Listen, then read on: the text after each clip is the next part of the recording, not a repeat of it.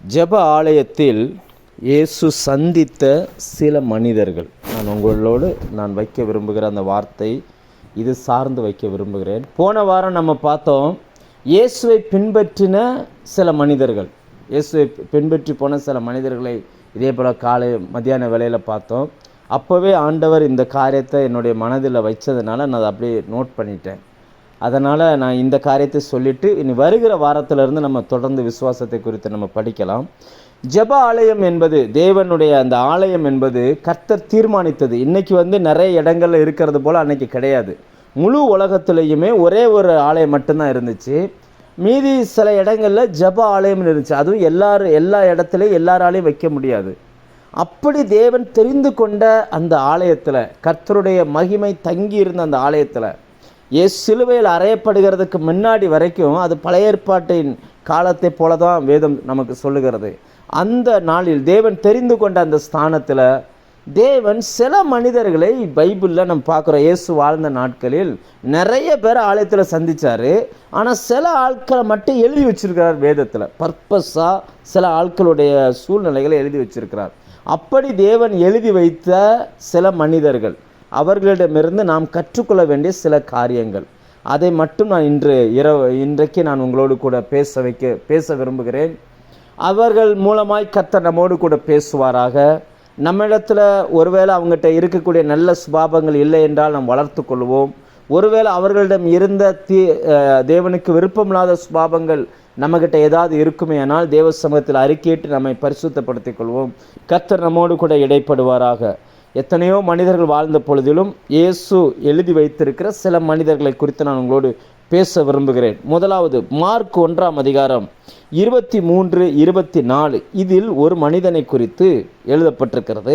நான் அதை வாசிக்கிறேன். அவர்களுடைய ஜெப ஆலயத்திலே அசுத்த ஆவியுள்ள ஒரு மனுஷன் இருந்தான். அவன், ஐயோ, நசரேயனாகிய இயேசுவே, எங்களுக்கும் உமக்கும் என்ன? எங்களை கெடுக்கவா வந்தீர்? உம்மை இன்னார் என்று அறிவேன். நீர் தேவனுடைய பரிசுத்தர் என்று சத்தமிட்டான். அதற்கு இயேசு, நீ பேசாமல் இவனை விட்டு புறப்பட்டு போ என்று அதை அதட்டினார். உடனே அந்த அசுத்த ஆவி அவனை அலக்களித்தது, மிகுந்த சத்தமிட்டு அவனை விட்டு போய்விட்டது. இயேசு போன அந்த ஆலயத்தில் ஒரு அசுத்த ஆவி இருந்திருக்கிறது. இதை வாசிக்கும் பொழுது கொஞ்சம் நிதானித்து நம்ம பார்ப்போமானால், பொதுவாகவே பிசாசு பிடித்த அந்த நபர்கள் ஆலயத்துக்குள்ளே வரவே மாட்டாங்க. இன்றைக்கும் பார்க்குறோம், பிசாசு பிடித்தவங்க ஆலயத்துக்குள்ளே சரியாக வரமாட்டாங்க. சில நேரங்களில் கட்டாயப்படுத்தி கொண்டுட்டு வருவாங்க. இந்த பகுதிகளில் நாங்கள் நிறைய அதை பார்த்துருக்குறேன். ஆனால் யூதர்களுடைய அந்த ஜெப ஆலயத்தில் பிசாசு பிடித்த ஒரு மனுஷன் இருந்திருக்கிறான். எத்தனை காலம் அங்கே இருந்தான்னு தெரியல, எத்தனை வருஷம் அப்படி இருந்தான்னு தெரியல. இயேசுவை பார்த்த உடனே அவனுடைய சில செயல்பாடுகள் ஆவியானவர் எனக்கு உணர்த்தினார். சில செயல்பாடுகள் வந்திருந்த அத்தனை பேரையுமே டிஸ்டர்ப் பண்ணுற மாதிரி இருந்துச்சான். அவன் சொல்கிறான் பாருங்க, அவனை பார்த்த உடனே அவன் அது அறிக்கையிடுகிறது, நசரேயனாகிய இயேசுவே அப்படிங்குது. உம்மை இன்னார் என்று அறிவேன் அப்படின்னு சொல்லுது. அதாவது அசுத்த ஆவி பிடித்திருக்கிறது, ஆனால் அவனுக்கு இயேசுவை குறித்து தெரிந்திருக்குது. அந்த ஆவி சொல்லுது, நீர் தேவனுடைய பரிசுத்தர் அப்படின்னு சொல்லி சத்தம் விடுகிறது.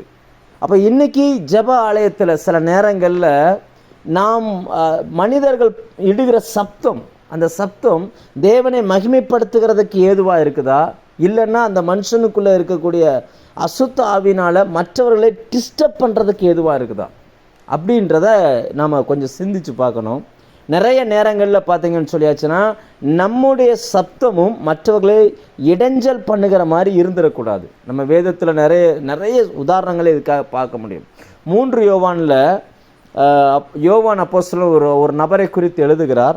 அந்த மனுஷனுடைய பெயர் தியோத்தரேப்பு. அது 3 யோவான் 9ஆம் வசனமும் 10ஆம் வசனமும் வாசித்தா அதில் அவர் என்ன எழுதுகிறார்னா, ஆலயத்தில் முதன்மையான இடத்தில் இருக்க விரும்புகிற தியோத்தரேப்பு அப்படின்னு சொல்லுகிறார். அவருடைய சுபாவம் எப்படிப்பட்டது அப்படின்னாச்சுன்னா, அவரும் ஏற்றுக்கொள்ள மாட்டார், மற்றவங்களையும் ஏற்றுக்கொள்ள விட மாட்டார். அந்த மாதிரி டிஸ்டர்ப் பண்ணக்கூடாதுங்க. ஆலயத்தில் ஜனங்கள் தேவனுடைய வார்த்தையை கேட்காத படிக்கும், தேவனை கவனிக்காத படிக்கும், ஆலயத்தில் டிஸ்டர்ப் பண்ணக்கூடியவங்க.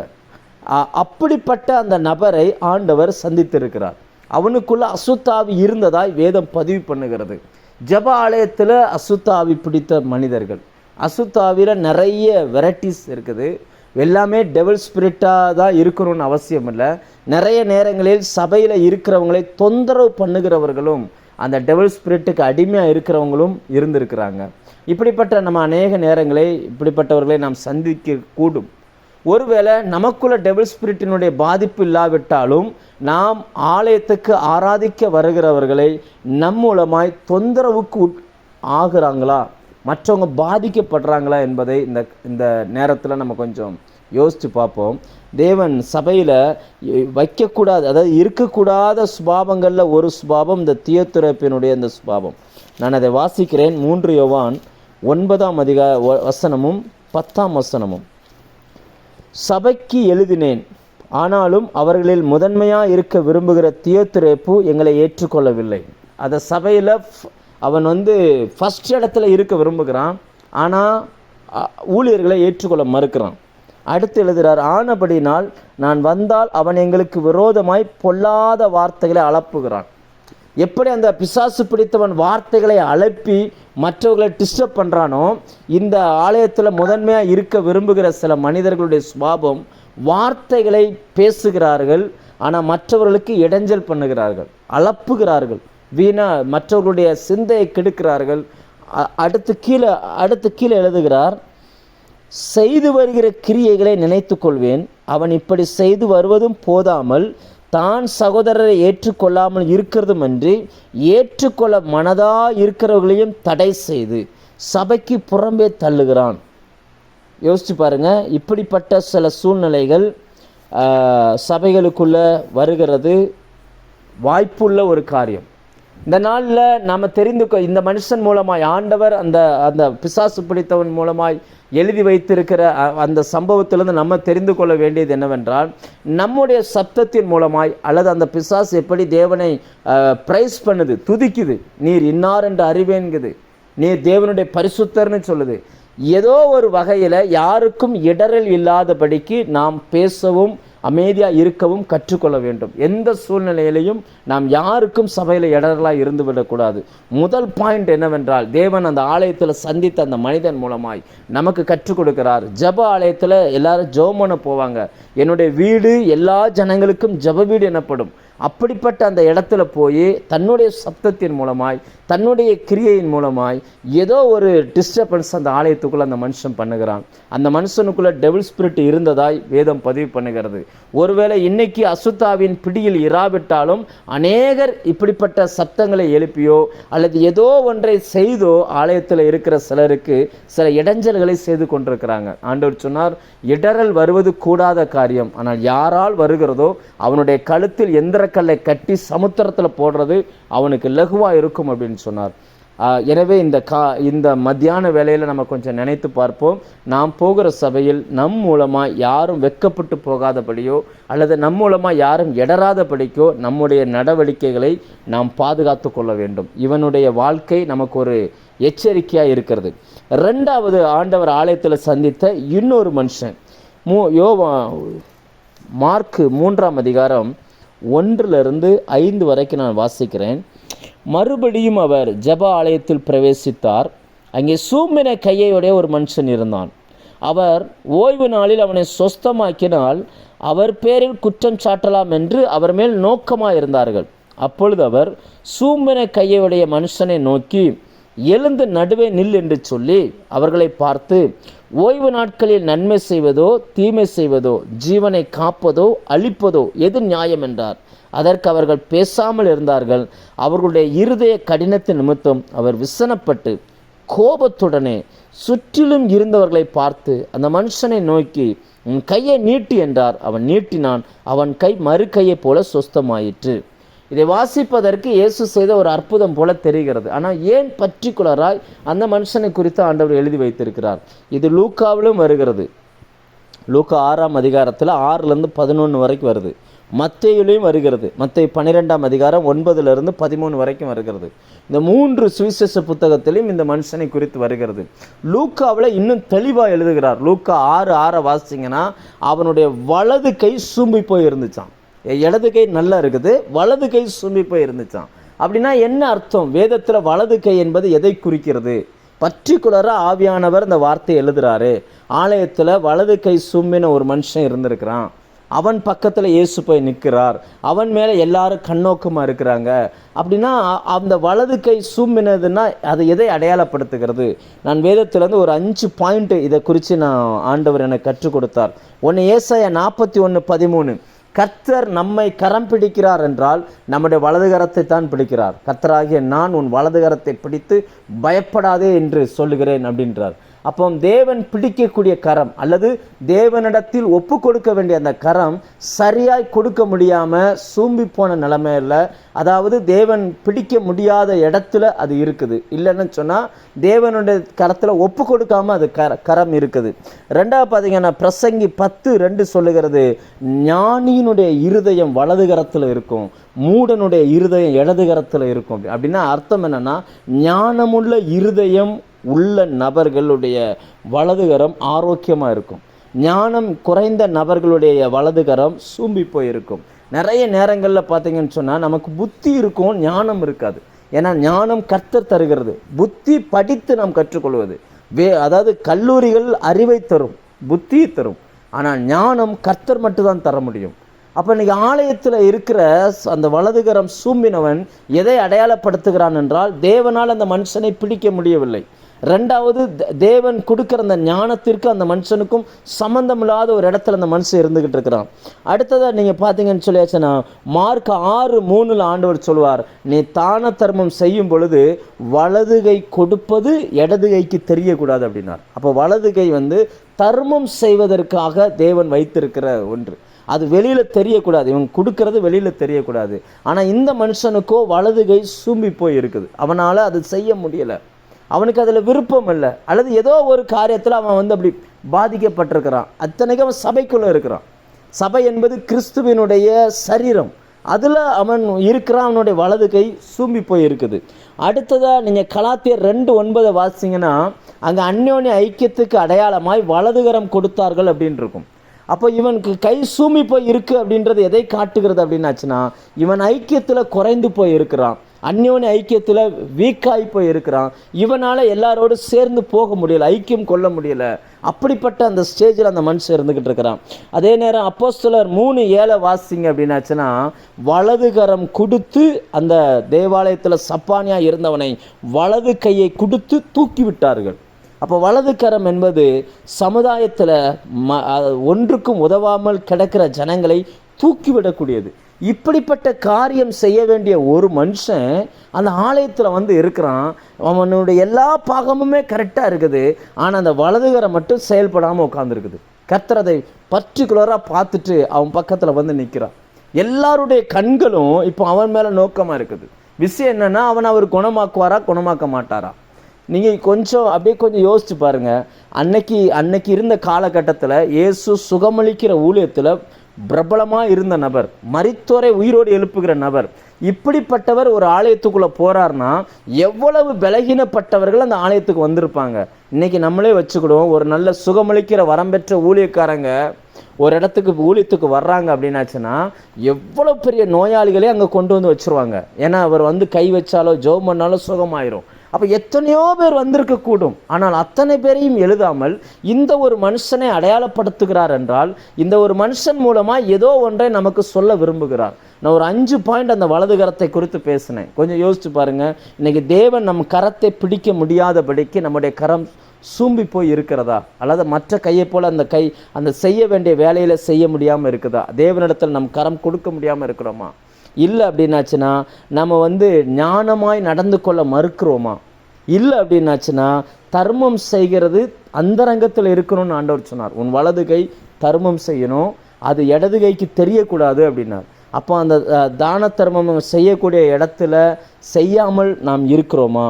இல்லை அப்படின்னாச்சுன்னா ஐக்கியத்தில் சரியாக இல்லாமல் இருக்கிறோமா? அந்யோன்ய ஐக்கியத்துக்கு அடையாளமாய் வலதுகரம் கொடுத்தான், ஆனால் அவனுடைய கரமோ சூம்பி போய் இருக்கிறது. அடுத்து தேவாலயத்தின் வாசலில் உட்காந்து தர்மம் எடுத்துக்கிட்டு இருந்தவனை தூக்கி விடுவதற்கு வலதுகரம் கொடுத்து தூக்கினார்கள். இன்றைக்கி இந்த 5 காரியத்திலையும் ஒரு விசுவாசி குறைந்திருந்தானா அந்த விசுவாசி அடையாளப்படுத்துகிற மனுஷன் தான் அந்த சூம்பன கையை உடைய மனுஷன். ஆனாலும் ஆண்டவர் அவனை அப்படியே இருக்க விட்டு விடவில்லை. எல்லாருடைய கண்ணு இப்போ அவன் மேலே நோக்கமாக இருக்குது. ஆண்டவர் அதற்கு கோபப்பட்டார்னு வசனம் சொல்லுகிறது. ஜெப ஆலயத்தில் போய் அவர் கோபப்பட்டது சில சம்பவங்கள் தான். இதில் கோபப்பட்டாராம், சுற்றிலும் பார்த்தாராம். அந்த கோபத்தில் அந்த மனுஷனை பார்த்து கையை நீட்டுறா அப்படின்ட்டாராம். அப்போ இன்றைக்கி இந்த 5 நம்ம குறைஞ்சிருந்தோம்னா அவர் கோபப்படுகிறார். அவர் நம்மை பார்த்து கையை நீட்ட சொல்லுகிறார். மறு கையை போல் அந்த 5 சரிப்படுத்தணும்னு அவர் விரும்புகிறார். இன்றைக்கி ஒருவேளை இந்த சத்தத்தை கேட்கிற நாம் இதில் ஏதாகிலும் குறைந்திருப்போமே ஆனால் அதை நிறைவாய் மாற்றிக்கொள்வதற்கு கர்த்தர் நமக்கு அந்த கிருபை தருவாராக. இன்றைக்கி அந்த சூம்பின கரை உடைய மனுஷனை போல நாம் காணப்படுகிறோமா? கொஞ்சம் யோசித்து பார்ப்போம். 3வதாக இயேசு தேவாலயத்தில் சந்தித்த ஒரு மனுஷன். லூக்கா புஸ்தகம் 13ஆம் அதிகாரம் அதனுடைய 10 17 வரைக்கும் அந்த மனுஷனை குறித்து எழுதப்பட்டிருக்கிறது. லூக்கா 13ஆம் அதிகாரம் 10 13 வரைக்கும் நான் வாசிக்கிறேன். ஒரு ஓய்வு நாளில் அவர் ஜெப ஆலயத்தில் போதகம் பண்ணி கொண்டிருந்தார். அப்பொழுது 18 வருஷமாய் பலவீனப்படுத்தும் ஆவியை கொண்ட ஒரு ஸ்திரீ அங்கே இருந்தாள். அவள் எவ்வளவும் நிமிரக்கூடாத கூனியாய் இருந்தாள். இயேசு அவளை கண்டு தம்மிடத்தில் அழைத்து, ஸ்திரியே, உன் பலவீனத்தினின்று விடுதலையாக்கப்பட்டாய் என்று சொல்லி அவள் மேல் தமது கைகளை வைத்தார். உடனே அவள் நிமிர்ந்து தேவனை மகிமைப்படுத்தினாள். இந்த பெண் 18 வருஷமாய் பலகீனப்படுத்துகிற ஆவியை கொண்ட பெண். ஆனால் வேதம் சொல்லுகிறது எவ்வளவேனும் நிமிர முடியாத அந்த ஒரு வயதான அம்மா. அந்த அம்மாவை கூனி என்று வேதம் சொல்லுகிறது. அப்படின்னா அர்த்தம் என்னன்னா, அவங்களுக்கு கண்கள் இருக்கிறது, சரீரத்தில் இருக்கிறாங்க, கண் முழுக்க முழுக்க பூமியை தேடுகிறது. அவங்களால நிமிர்ந்து வானத்தை அண்ணாந்து பார்க்க முடியல. ஆனால் 18 வருஷமாக ஆலயத்துக்கு வந்துக்கிட்டு இருக்கிறாங்க. இயேசு அதை கண்டார். அந்த ஆலயத்தில் அந்த பெண்ணை கண்டார். எத்தனையோ நபர்கள் அங்கே போய் பிரசங்கித்திருக்கக்கூடும், எத்தனையோ நபர்கள் வந்திருக்கக்கூடும். ஆனால் இயேசுனுடைய கண்களோ பர்டிகுலராக அந்த பெண்ணை பார்க்கிறது. அந்த பெண்ணை கூப்பிடுகிறார். அந்த பெண்ணை கூப்பிட்டு மேலே கையை வைக்கிறார். கையை வச்ச உடனே அந்த கூன் தன்மை நிமிர்கிறது. அவள் வானத்தை அண்ணாந்து பார்க்க ஆரம்பித்தார். இதை வாசிக்கும் பொழுது ஆவியானவர் கற்றுக் கொடுத்த பாடம் என்னவென்றால், அநேகர் இன்றைய சபைக்குள்ளே இருக்கிறாங்க, ஆவிக்குரிய கூன் விழுந்தவர்களாக இருக்கிறார்கள். அவர்களால் பூமிக்கு அடுத்ததை தான் தேடுறாங்களே தவிர ஆலயத்துக்குள்ளே வந்தும் கர்த்தரை தேடணும். நம்முடைய குடியிருப்பு பூமியில் இல்லை, நம்முடைய குடியிருப்பு பரலோகத்தில் இருக்குன்னு சொல்லி கர்த்தருக்கு விருப்பமானவைகளை செய்ய வேணும். கர்த்தருக்கு விருப்பமானவைகளை செய்து நம்முடைய ஓட்டத்தை நாம் வெற்றியோடு முடிக்கணுன்ற அந்த எண்ணம் நிறைய நபர்கள்ட்ட இல்லை. ஆனால் இத்தனைக்கும் அவர்களை குறித்து ஆண்டவர் பின்னாடி சொல்லுகிறார். 16வது வசனத்தில், இதோ சாத்தான் 18 வருஷமாய் கட்டியிருந்த ஆபிரகாமின் குமார். இதெல்லாம் ரொம்ப வித்தியாசங்க. நம்ம வாசிக்கும் போது சாதாரணமாக வாசிக்கிறோம். ஆபிரகாமின் குமாரத்தி அப்படின்னு ஆண்டவர் சாட்சி சொன்ன ஒரே பெண் புதிய ஏற்பாட்டில் இந்த ஒரு அம்மா தான். ஆனால் அவளை சாத்தான் 18 வருஷமாக கட்டி வச்சுருந்தானா. கொஞ்சம் யோசித்து பார்க்க வித்தியாசமாக இருக்குது. ஆபிரகாம் ஒரு விசுவாச வீரன், கர்த்தருக்காக எல்லாத்தையும் விட்டுட்டு வந்த மனுஷன். ஆனால் அந்த ஜெனரேஷனில் இந்த அம்மாவை சொல்கிறார், இவரும் ஆபிரகாமினுடைய குமாரத்தி, விசுவாசிக்கிறாள், கர்த்தரை நம்புகிறாள். ஆனால் 18 வருஷமாக பிசாசை நிமிர முடியாமல் வச்சுருக்குது. இன்றைக்கி நிறைய பேர் நல்ல விசுவாசம் இருக்குது, நல்ல கர்த்தருக்காக என்னென்னவோ செய்கிறாங்க. ஆனால் எல்லாம் செஞ்சாலுமே அந்தரங்கத்தில் அவங்களுடைய கண்ணு பூமி மேலேயே இருக்குது. அதை தாண்டி மேலே இல்லை. ஆண்டவர் சொன்னார், உங்கள் பொக்கிஷங்களை பரலோகத்தில் சேர்த்து வைங்க அப்படின்னார். உன் இருதயம் எங்கே இருக்கோ அங்கே தான் உன்னுடைய நினைவுகள், உன் நினைவு, மனுஷன் யோசிக்கிறது எதுவோ அதை நோக்கி தான் அவனுடைய வாழ்க்கை போகிறது. அந்த சுக்கான், நம்முடைய படகினுடைய நம்ம கப்பலினுடைய அந்த சுக்கான், அது சின்ன சுக்கான், அது எங்கே திருப்புதோ அதுக்கு தகுந்த மாதிரி அந்த கப்பல் திரும்பும். இன்றைக்கி நம்முடைய நினைவுகள் எங்கே இருக்குது? அந்த பெண்ணினுடைய அந்த நினைவை பாருங்கள், பிசாசு கட்டி வைத்திருந்தான். இத்தனைக்கு ஆலயத்துக்குள்ளே இருக்கிறாங்க. இதெல்லாம் கொஞ்சம் வித்தியாசமாக தெரியுது பாருங்கள். ஆலயத்தில் இருக்கிறாங்க, ஆனால் ஆலயத்தில் கொடுக்கப்படுகிற அந்த வார்த்தைகளை ரிசீவ் பண்ண முடியலை. பரலோக தேவனை ஏறிட்டு பார்க்க முடியலை. பூமிக்கு அடுத்த காரியங்களில் ஆர்வம் காட்டுகிறார்கள், வானத்துக்கு அடுத்த காரியங்களில் அவர்களால் ஆர்வம் காட்டவே முடியலை. ஆண்டவர் சொன்னார், நாம் எப்பொழுதுமே மண்ணுக்குரியவர்களை சிந்திக்கக்கூடாது, மகிமைக்குரியவர்களை சிந்திக்க வேண்டும். மகிமையின் அந்த ஆவியானவரை இந்த மண்பாண்டங்களிலே பெற்றிருக்கிறோம். உங்கள் கண்களை ஏறெடுத்து பாருங்க அப்படின்னார். அவர்கள் அவரை நோக்கி பார்த்து பிரகாசம் அடைந்தார்கள். ஆனால் இந்த பெண்ணை பாருங்கள், ஆலயத்துக்கு தான் வர்றாங்க, ஆனால் விசுவாசத்தில் பெரிய ஆளாக இருக்கிறாங்க. ஆபிரகாம் தான் விசுவாசத்தில் மனிதர்களே ஒரு பெரிய தெய்வ மனுஷன். ஆண்டவரே சொல்கிறார் விசுவாசிகளின் தகப்பன் அப்படின்றார். அப்பா ஸ்தானத்தில் இருக்கிறவன். அந்த வரிசையில் வந்த பெண். அது எவ்வளோ விசுவாசம் இருக்குது. அவ்வளோ முடியாததோடு அது ஆலயத்துக்கு வந்திருக்குது. ஆனால் அது எதை நமக்கு அடையாளப்படுத்துகிறது அப்படின்னு பார்த்தீங்கன்னா, அந்த பெண்ணால் ஆலயத்தில் வந்தும் பரலோகத்துக்கு அடுத்த காரியங்களை சிந்திக்க முடியலை, பார்க்க முடியலை. முழுக்க முழுக்க கண்ணு பூமிக்குரியதையே பார்த்துக்கிட்டு இருந்ததுனால இயேசு வந்து மேலே கரத்தை வைத்தார். அந்த பெண் நிமிர ஆரம்பித்தார். இதிலிருந்து நாம் தெரிந்து கொள்ள வேண்டிய சத்தியங்கள் என்ன அப்படின்னு பார்த்தீங்கன்னாச்சுன்னா, ஆலயத்துக்கு வந்தாலும் பிசாசின் பிடிகளில் நாம் சிக்க முடியும். 18 வருஷமாக அந்த பெண்ணுக்குள்ள அந்த பிரச்சனை இருந்துச்சு. அப்போ காலப்போக்கில் வருஷக்கணக்காக அந்த பிரச்சனையோடு இருந்தாலும் இன்றைக்கி விசுவாசிகள் அந்த பிரச்சனையோடு வாழ பழகி கொண்டார்கள்.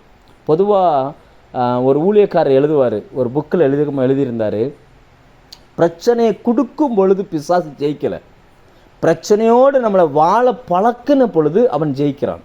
ஏன் அப்படின்னாச்சுன்னா, என்னை பலப்படுத்துகிற கிறிஸ்துவினாலே எல்லாவற்றையும் செய்ய எனக்கு பலன் உண்டு. அதுதான் வேதம் சொல்லுகிறது.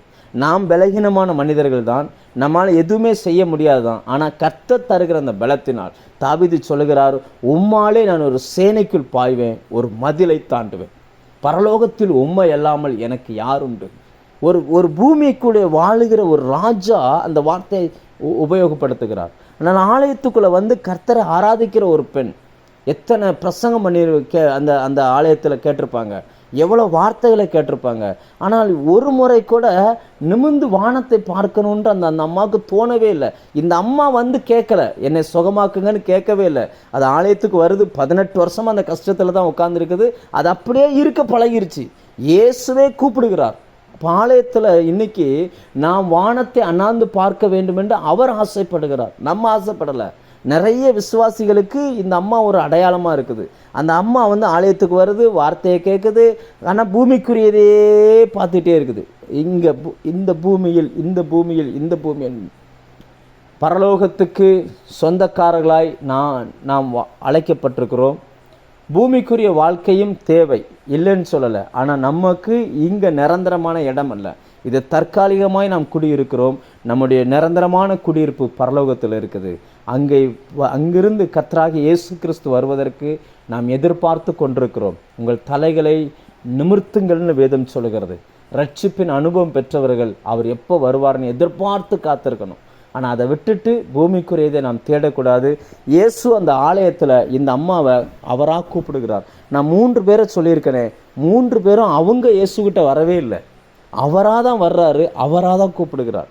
அவங்ககிட்டருந்து சில காரியங்களை நாம் கற்றுக்கொள்ள வேண்டும் என்று தேவன் நம்மளிடத்தில் பேசுகிறார், நமக்கு அதை கற்றுக் கொடுக்கிறார்.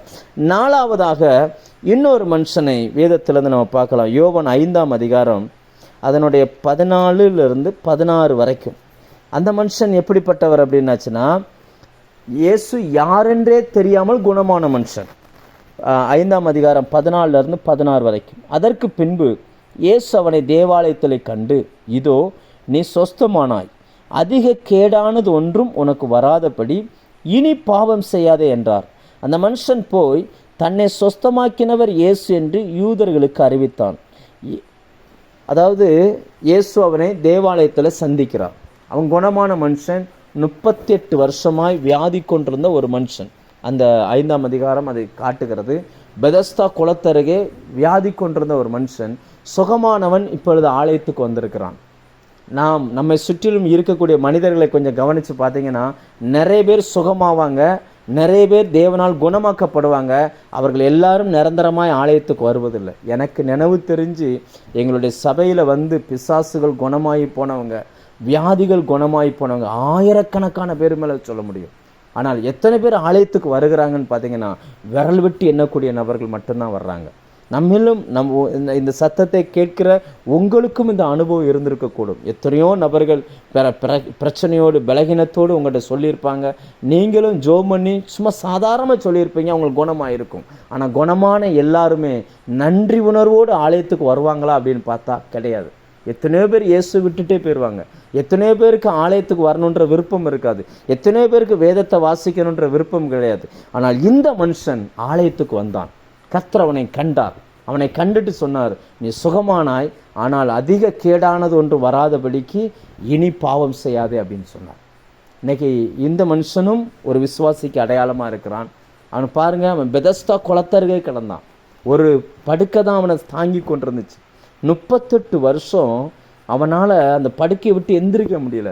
இதெல்லாம் நீங்கள் கொஞ்சம் கற்பனை பண்ணி பாருங்கள்.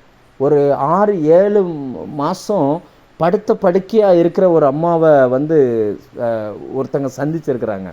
அவங்க அந்த அனுபவத்தை சொன்னாங்க. பிள்ளைங்க யாருமே அவங்கள பார்க்கலையாம், அப்படியே போட்டாங்க. கிட்டத்தட்ட இவங்க எந்திரிக்க மாட்டாங்கன்னு எல்லாரும் நினச்சிட்டாங்க. அந்த படுக்கை பாயோட பாயா அந்த சரீரம் இருந்து அந்த முதுகு அழுத்தி அழுத்தி புண்ணாகி அந்த பாயும் அந்த முதுகு புண்ணும் ஒன்றா ஒட்டிடுச்சு.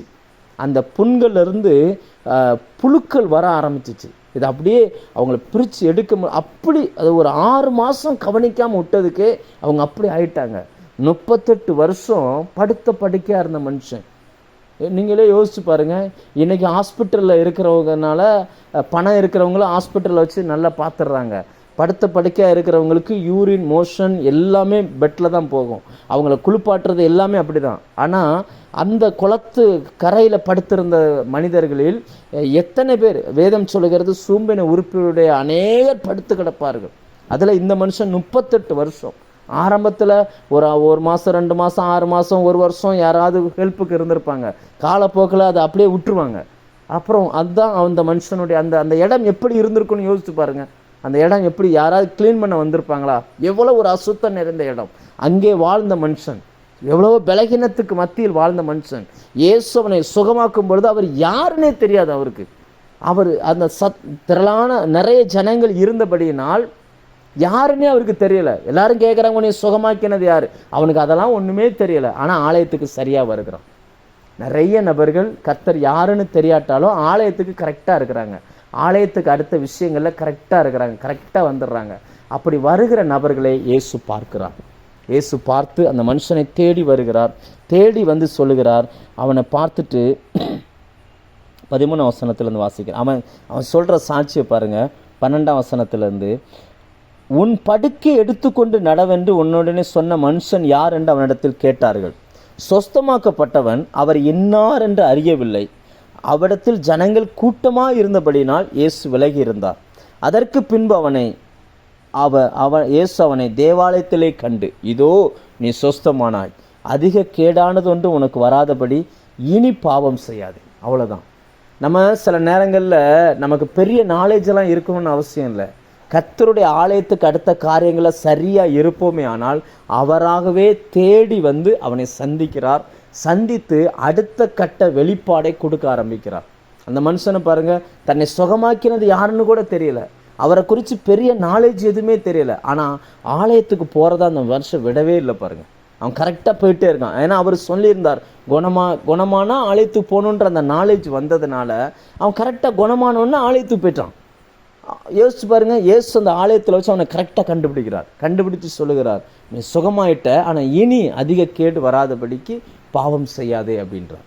இன்னைக்கு இப்படிப்பட்ட மனிதர்களும் நம்மை சுற்றி வாழ்கிறார்கள். இந்த நல்ல குணங்களை நாம் கட்டாயமாக ஃபாலோ பண்ணியே ஆக வேண்டும். பெரிய நாலேஜ் இல்லாட்டாலும் கர்த்தருடைய ஆலயத்துக்கு போகிறதை வழக்கமாய் நாம் வைத்து கொள்ள வேண்டும். அடுத்து இன்னொரு மனுஷனை வேதம் நமக்கு அடையாளப்படுத்துகிறது. அது 1க்கு மேற்பட்ட மனிதர்கள். மார்க்கு 6ஆம் அதிகாரம் 1லிருந்து 6 வசனங்கள் வரை. அதே சம்பவம் லூக்கா 4ஆம் அதிகாரத்திலும் வருகிறது. அதில் 16லேருந்து 30 வரைக்கும் இந்த சம்பவங்கள் நிறைய இருக்கிறதுனால நான் உங்களுக்கு நான் சொல்கிறேன். இயேசு தாம் வளர்ந்த ஊராகிய நாசரேத்தில் வந்து பிரசங்கம் பண்ண ஆரம்பிக்கிறார். உட்காந்து கேட்டுக்கிட்டு இருந்த அந்த ஜனங்கள் ஆரம்பத்தில் சந்தோஷமாக கேட்டாங்க, வார்த்தைகளை சந்தோஷமாக ஏற்றுக்கொண்டாங்க, ஆச்சரியப்பட்டாங்க, பிரமித்தாங்க. ஆனால் ஒரு குறிப்பிட்ட ஸ்டேஜுக்கு அப்புறம் பார்த்தீங்கன்னு சொல்லியாச்சுன்னா சந்தோஷப்பட்ட அதே கூட்டமே கோவப்பட்டுருச்சு.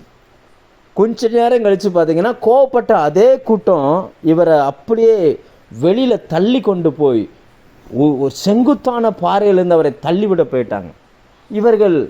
இவர்கள் மூலமாக நாம் கற்றுக்கொள்ள வேண்டிய சத்தியம் என்னவென்றால், பிரசங்கிக்கிற வார்த்தையை இவங்க கேட்கல, பிரசங்கிக்கிற மனுஷனை பார்க்கிறார்கள். அவங்க லூக்கா மார்க் 6 சொல்கிறாங்க, இவன் மரியாளுடைய பையன் அல்லவா. இந்த வசனத்தை வாசிக்கிறேன் 3ஆம் வசனத்தில், இவன் தச்சன் அல்லவா, மரியாளுடைய குமாரன் அல்லவா. அதாவது ஒரு மனுஷனுடைய தனிப்பட்ட வாழ்க்கையை வேதத்தில் ரொம்ப பார்க்க முடியாது. நம்ம சில இடங்களில் மட்டும்தான் அந்த மனுஷனுடைய தனிப்பட்ட வாழ்க்கை எழுதப்பட்டிருக்கும்.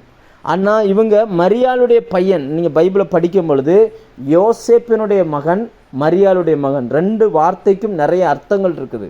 யோசேப்பினுடைய மகன் அப்படின்னா யோசேப்பு ராஜ வம்சம், தாவீதினுடைய அந்த வம்சத்தானும் குடும்பத்தானும் அந்த ராஜ வம்சத்தில் வருகிறான். எப்பமெல்லாம் இயேசுவை உயர்த்தி பேசுவாங்களோ அப்பமெல்லாம் என்ன சொல்லுவாங்களோ, இவன் யோசேப்பினுடைய மகன்ற வார்த்தையை உபயோகப்படுத்துவாங்க. எப்பமெல்லாம் இயேசுவை மட்டப்படுத்தி பேசுவாங்களோ, அவரை ரொம்ப தாழ்வாக பேசுவாங்களோ அப்பமெல்லாம் என்ன சொல்லுவாங்கன்னா, மரியாளுடைய பையன் அல்லவா அப்படிமா. ஏனென்றால் நம்ம எல்லாருக்குமே தெரியும், மரியாள் திருமணத்துக்கு முன்னமே அவங்க கன்சீவ் ஆனாங்க. 3 மாதம் அங்கே இருந்தாங்க, நம்ம யோவான் ஸ்நானகனுடைய வீட்டில் இருந்தாங்க. அதுக்கப்புறம் எவ்வளவு நாளில் மேரேஜ் ஆச்சுன்னு தெரில. எல்லாருக்கும் மேரேஜ் ஆகி 10 மாதம் கழித்து பிறக்க வேண்டிய குழந்தை இவங்களுக்கு மேரேஜ் ஆகி ஒரு 6 மாதத்துலேயோ அல்லது 5 மாதத்துலேயோ 7 மாதத்துலேயோ பிறந்ததுனால இவங்களுடைய அந்த அம்மாவை இவங்களுடைய பிறப்பே இவங்க இப்படி தான் பார்த்தாங்க. அதனால தான் எங்கெல்லாம் இயேசு மகிமையாக சில காரியத்தை செய்வாரோ அங்கெல்லாம் இவருடைய வாழ்க்கையை மட்டப்படுத்தி பேசுகிறதுக்காகவே இந்த வார்த்தையை உபயோகப்படுத்துவாங்க. நாம் சில மனிதர்களை சந்தித்திருப்போம், பிரசங்கிக்கப்படுகிற வார்த்தையை கவனிக்காமல் பிரசங்கிக்கிற நபருடைய வாழ்க்கையை பேசுகிறவர்கள், வார்த்தைக்கு கீழ்ப்படியாமல் பிரசங்கிக்கிற ஆளை குற்றப்படுத்துகிறவர்கள், பிரசங்கிக்கிற நபரை குறித்த அவங்களுடைய நடவடிக்கையை பேசுகிறவர்கள், இப்படிப்பட்ட சிலரை நம்ம கவனிச்சிருப்போம். அவங்களுக்கு சாதகமான வார்த்தை வரும் பொழுது சந்தோஷப்பட்டார்கள். ஆனால் அந்த வார்த்தைக்கு உள்ளே இருக்கக்கூடிய ஜீவனை அவர் பேசும் பொழுது அது இவர்களுக்கு விருப்பமில்லாமல் இருந்ததுனால அதை அவர்கள் ஏற்றுக்கொள்ளவில்லை. அவர்கள் ஏற்றுக்கொள்ளாதது மாத்திரமல்ல, பிரசங்கம் பண்ண ஆளை ஆரம்பத்தில் சந்தோஷமாக பார்த்தாங்க.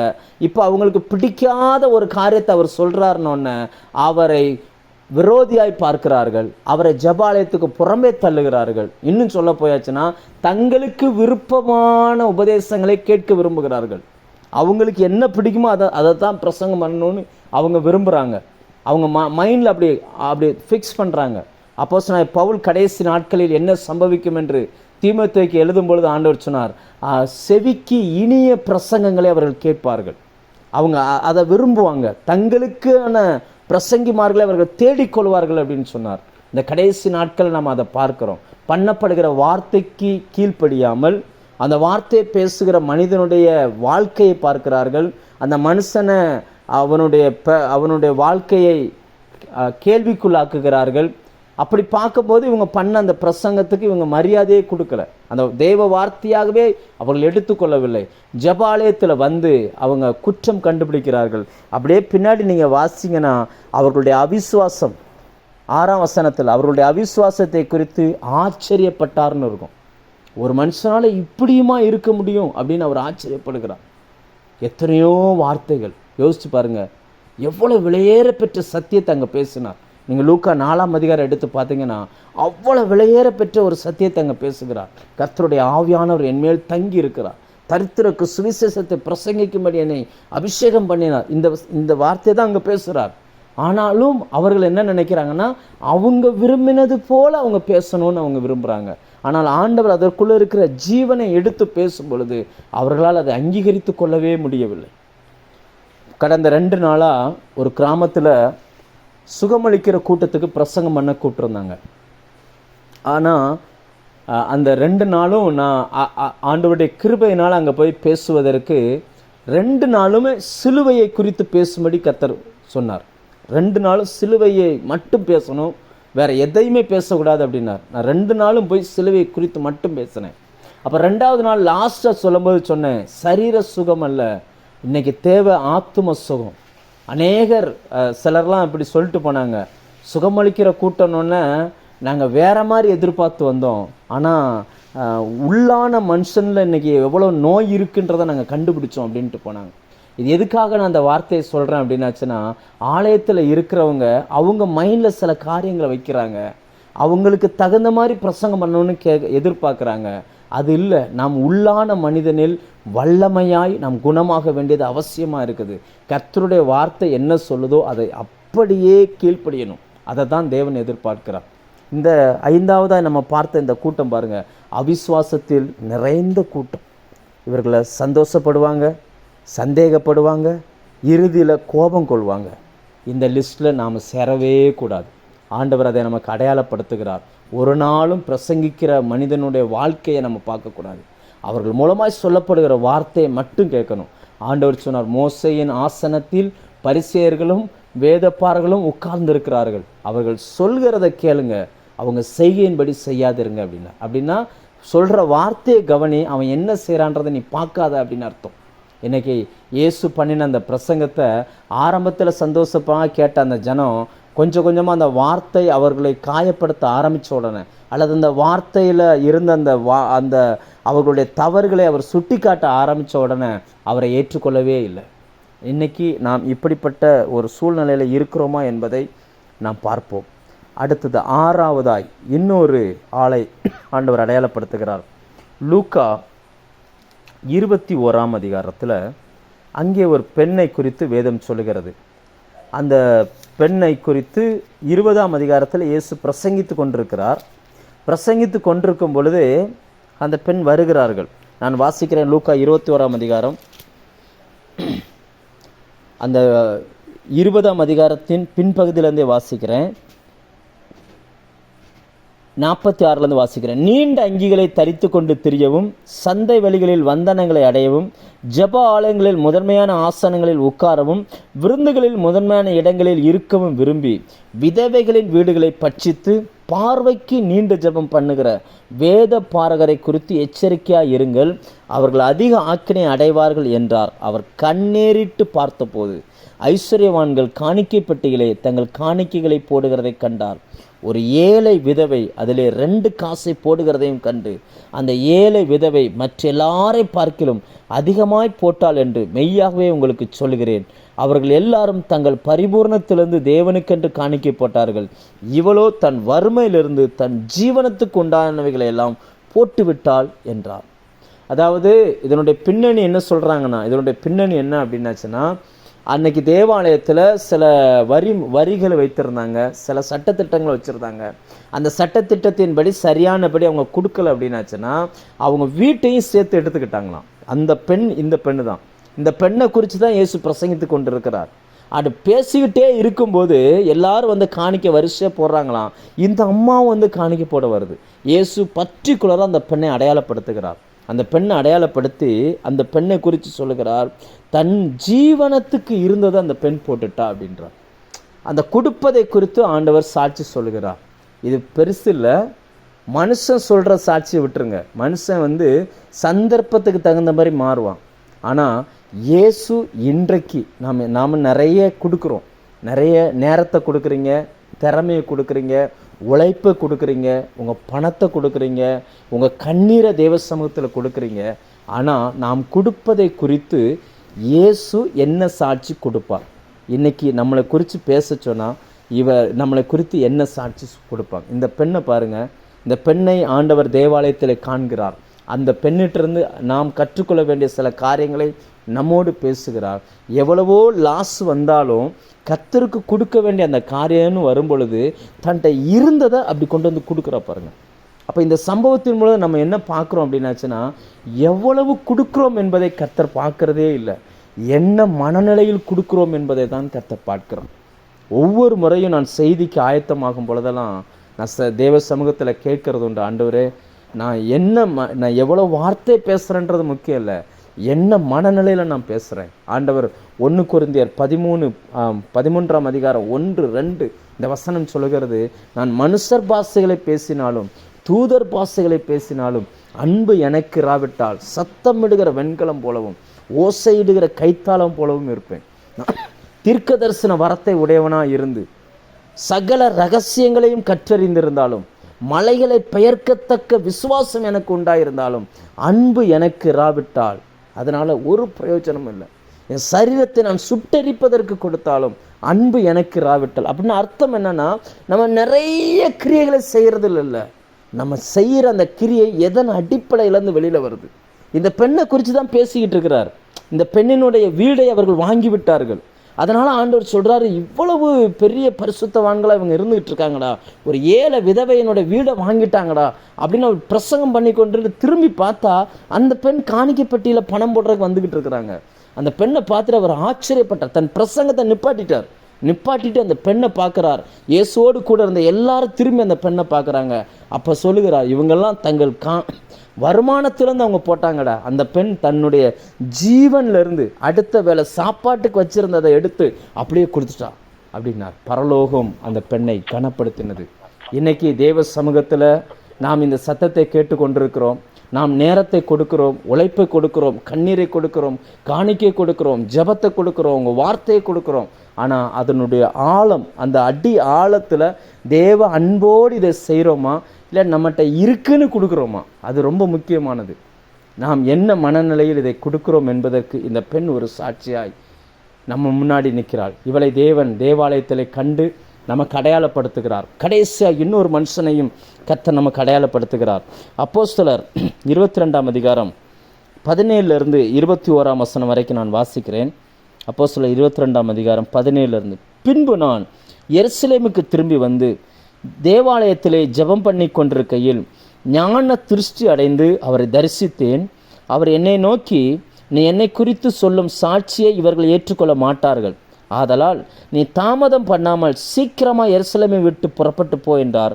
அதற்கு நான், ஆண்டவரே, உம்மிடத்தில் விசுவாசமாக இருக்கிறவர்களை நான் காவலில் வைத்து ஜெப ஆலயங்களில் அடித்ததையும் உம்முடைய சாட்சியாகிய ஸ்தேவானுடைய இரத்தம் சிந்தப்படுகிற போது நான் அருகே நின்று அவன் கொலையை செய்வதற்கு சம்மதித்து அவன் கொலை செய்தவர்களின் வஸ்திரங்களை காத்து கொண்டிருந்ததையும் இவர்கள் அறிந்திருக்கிறார்களே என்றேன். அதற்கு அவர், நீ போ, நான் உன்னை தூரமாய் புறஜாதிகளிடத்தில் அனுப்புவேன் என்று சொன்னார் என்றான்.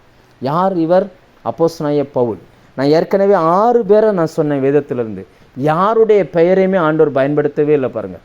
அவங்க யாருன்னே எழுதலை. ஆனால் ஒரு ஆட்களாய் ஆண்டவர் ஆலயத்தில் பார்த்துருக்கிறார். ஆனால் இந்த 7வது நபருடைய பெயரை மட்டும் ஆண்டவர் உச்சரித்தார். ஏன் அப்படின்னாச்சுன்னா, இந்த 7வது நபர் ஜெபம் பண்ணும் பொழுது அவங்கெல்லாம் இயேசுவை சரீரத்தில் பார்த்தவங்க. இந்த 7வது நபர் சரீரத்தில் பார்க்கல, ஆனால் தரிசனத்தில் அதை ஞான திருஷ்டி அடைந்து பார்த்துருக்கிறார். இன்றைக்கி நீங்களும் நானும் இயேசுவை சரீர பிரகாரமாக பார்க்கல. இந்த மாதிரி வேதத்தை வாசிக்கும் பொழுதோ, அல்லது ஒரு சாட்சியை கேட்கும் பொழுதோ, அல்லது ஒரு பிரசங்கத்தை கேட்கும் பொழுதோ, அல்லது ஒரு பாட்டை கேட்கும் பொழுதோ நம்முடைய உள்ளான மனுஷனுடைய கண்கள் திறந்து நம்ம அவரை தரிசிக்கிறோம். அதனால் அந்த மனுஷனுடைய பேரை எழுதுகிறார். ஏன் இந்த மனுஷன் மட்டும் ஸ்பெஷல் அப்படின்னாச்சுன்னா, அந்த மனுஷன்கிட்ட தன்னுடைய திட்டத்தை சொல்லுகிறார், தன்னுடைய விருப்பத்தை சொல்லுகிறார், இதை செய்யணுன்றதை அவர் சொல்லுகிறார். இன்னைக்கு அதே போல தான் கர்த்தர் உங்ககிட்டையும் என்கிட்டையும் தன்னுடைய திட்டத்தை அவர் சொல்லுகிறார். இந்த 7 நபர்களை நம்ம வேதத்தில் இருந்து உங்கள் முன்னாடி நான் வச்சிருக்கிறேன். இந்த 7 நபர்கள்ட்டையும் நிறைய நல்ல குணங்கள் உண்டு. இந்த 7வது நபர் ஜெபிக்கும் பொழுது அதை பெற்றுக்கொண்டாராம். இன்றைக்கி நம்மளுடைய ஆவிக்குரிய கண்கள் எங்கே திறக்கப்படுகிறது? ஜெபம் பண்ணும் பொழுதா, வேதம் வாசிக்கும் பொழுதா, ஏதோ ஒரு டைம் பரவாயில்ல. ஆனால் அவர் நம்மகிட்ட பேசுகிறாரா? அதுதான் முக்கியம். அவருடைய விருப்பத்தை நம்மகிட்ட பேசுகிறாரா? அவருடைய திட்டத்தை நம்மகிட்ட பேசுகிறாரா? நாம் என்ன செய்ய வேண்டுமென்று நம்மோடு அவர் பேசுகிறாரா? எத்தனையோ பேர் ஜெபிக்கலாம், நம்ம விருப்பத்தை அவர்கிட்ட சொல்லலாம், ஆனால் அவர் விருப்பம் நம்மகிட்ட என்னன்னு அவர் சொல்லணும். அப்படி அவர் சொல்லுகிற அந்த தான் உண்மையான ஜெபம். அதுதான் உண்மையாக அவர் நம்மோடு கூட இடைப்படுகிறது. கொஞ்சம் யோசிச்சு பாருங்கள். 7 நபர்களை நாம் வேதத்திலேருந்து இன்றைக்கி நம்ம பார்த்துருக்குறோம். ஒருவன் சத்தமிட்டு எல்லாருக்கும் டிஸ்டர்ப் பண்ணுகிறவன். 2வது இருந்தவன் சூம்பின வலது கையை உடையவன். அவனால் ஐக்கியம் கொள்ள முடியலை, தர்மம் செய்ய முடியலை, அவனால் உதவி செய்ய முடியலை. கர்த்தர் அவன் கரத்தை பிடிக்கிற இடத்துல அவன் இல்லை. ஞானமாய் அவனுடைய இருதயம் நிரம்பி இருக்கலை. அடுத்ததாக 3வது நம்ம பார்த்தோம்.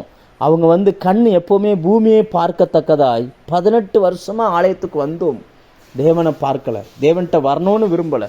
ஆண்டவர் அவங்களுடைய கண்களை பரலோகத்தை பார்க்கத்தக்கதாய் நிமிர பண்ணுகிறார். 4வது ஒரு ஆளை பார்த்தோம். அவன் சுகமடைஞ்சிட்டு எல்லாரும் வீட்டுக்கு போனாங்க. ஆனால் இந்த ஒரு மனுஷன் தன்னை சுகமாக்கினவர் யார் என்னன்னு எந்த நாலேஜ் இல்லாட்டாலும் ஆலயத்துக்கு வந்தான். ஆலயத்துக்கு வந்த அவனை இயேசு கண்டு அவனுக்கு அடுத்த கட்ட வெளிப்பாடுகளை கொடுக்கிறார். அடுத்ததாக நம்ம பார்த்தோம், அவிசுவாசமுள்ள இருதயம் நிறைந்த அந்த சபை மக்கள். அவங்க முதல்ல ஆச்சரியப்பட்டாங்க, அப்புறம் சந்தேகப்பட்டாங்க, அப்புறம் கோபப்பட்டாங்க. பிரசங்கத்தை கேட்காம பிரசங்கித்த நபருடைய வாழ்க்கையை ஆராய்ந்தார்கள். அவங்கள கிறிஸ்டிசிசம் பண்ணாங்க. அவங்களுடைய வாழ்க்கையை குறித்து எவ்வளவு அவரை தரமட்டமாக பேச முடியுமோ அப்படி பேசினாங்க. கடைசி வரைக்கும் அந்த வார்த்தைக்கு அவங்க கீழ்ப்படியவே இல்லை. ஆறாவதாக ஒரு ஆளை பார்த்தோம், கொடுப்பதில் இயேசுவை கவர்ந்த அந்த பெண். இல்லாத நிலைமையிலும் கூட தேவன் மேலே வைத்திருந்த அந்த அன்பு இயேசுவை கவர்ந்து கொண்டது. கடைசி ஏழாவது ஒரு ஆளை பார்த்தோம், அவர் ஜெபாலயத்தில் ஜெபிக்கிறார். ஜெபிக்கும் பொழுது அவங்கெல்லாம் கண்களால் இயேசுவை பார்த்தாங்க, இவர் விசுவாச கண்களால் பார்த்தார். இயேசு அவரோடு பேசுகிறார், அவருடைய வாழ்க்கை குறித்து பேசுகிறார், ஊழியத்தை குறித்து பேசுகிறார், திட்டங்களை குறித்து பேசுகிறார். இன்னைக்கு நாம் இந்த 7 பேரில் யாராக இருக்க விரும்புகிறோம்?